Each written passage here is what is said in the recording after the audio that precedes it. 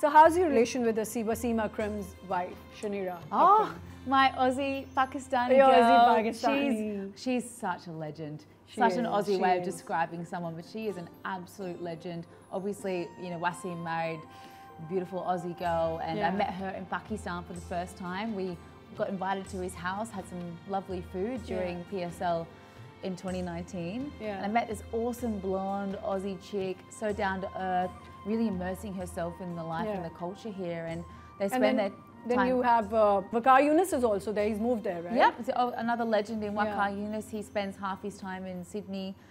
I see a lot of these big Pakistani superstars in Australia. So, are you expecting more wives coming from Australia? I mean, why not? I keep saying, all of my friends. Are we expecting more bhabis coming from Australia? They keep saying that, my friends. They're like, yeah, I was about to say that. Where are your friends? I'm like, I know some good guys. Yeah. You come to Pakistan, but you know. But they must be asking you too, where are your friends? Come on. Of course. Our boys are very handsome. Some very handsome boys. There's one thing which is lacking, which they need to work on.